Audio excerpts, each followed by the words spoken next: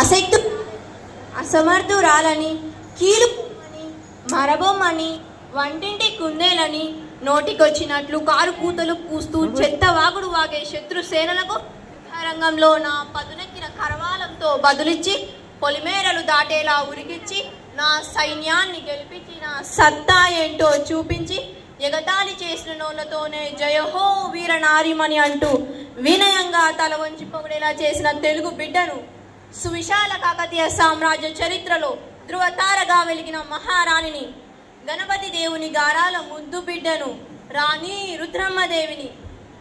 మా తండ్రి గణపతి దేవుడు తనకు పుత్రులెవ్వరూ లేనందున నన్ను ఆడపిల్లలా కాక అచ్చం మగపిల్లవాడిలా రుద్రదేవుడు అని నామకరణం చేసి కత్తిసాము, గుర్రపు స్వార్లతో పాటు సకల కళా విద్యలు నేర్పించి పట్టాభిషేకం చేశాడు. సింహాసనంపై ఒక స్త్రీ కూర్చుంటే ఓర్వలేని నీచులు, నికృష్టులు అయిన కొందరు సామంతులు, మా దాయాదులు ఏకమై కుట్రలు కుతంత్రాలు పన్ని తిరుగుబాట్లు లేవదీస్తే నా భుజశక్తితో ధీయుక్తితో సమర్థవంతంగా అన్నిటిని అణిచివేసి తెలుగు జాతినంతా ఏకం చేసి దక్షిణ పథంలో సువిశాల కాకతీయ సామ్రాజ్యాన్ని స్థాపించాను. మా ఓర్గలు రాజ్యంపై కన్నేసి 8 లక్షల మంది సైన్యంతో దాడి చేసిన దేవగిరి యాదవరాజు మహాదేవుణ్ణి వీరోచితంగా ఎదుర్కొని రణరంగంలో నిప్పులు కురిపిస్తూ శత్రువుల గుండెలో సింహ స్వప్నమై నిలిచి తరిమి తరిమి కొట్టి నా పాదాల వద్ద మోకరిల్లేటట్టు చేసుకున్నాను. నేను యుద్ధరంగంలో కాలు శత్రువులు భయంతో తోక ముడుస్తారు. నా వీర గర్జన వింటే వాళ్ళపై ప్రాణాలు పైనే పోతాయి. రణరంగంలో ఎటు చూస్తే అటు నేను వీర విహారం చేస్తుంటే గడగడగడ వణికిపోతారు. నా 27 ఏళ్ల పరిపాలనా కాలంలో ఓర్గలను మహా సామ్రాజ్యంగా విస్తరించడమే కాక కళల కణాచిగా తీర్చిదిద్దాను. సంగీతం, సాహిత్యం, శిల్పం, నృత్యాలకు పెద్ద పీట వేశాను. పేరిణి తాండవం ఆవిర్భవించింది మా కాలంలోనే.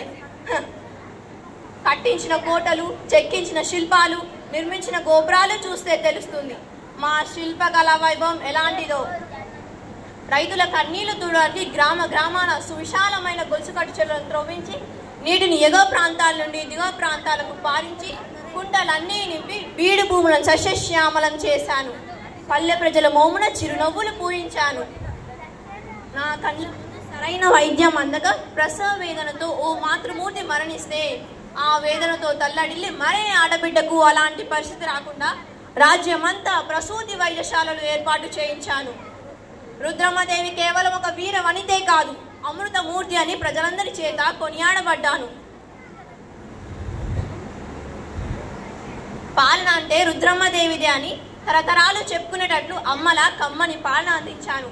ఒక పక్క పౌరుష పరాక్రమాలకు, మరోపక్క ప్రేమ ఆప్యాయతలకు మారుపేరుగా నిలిచి అజరామర కీర్తిని సంపాదించి తెలంగాణ తల్లి ముద్దు బిడ్డగా వెలుగొందాను. జై తెలంగాణ తల్లి, జై తెలంగాణ తల్లి, జై జై తెలంగాణ తల్లి.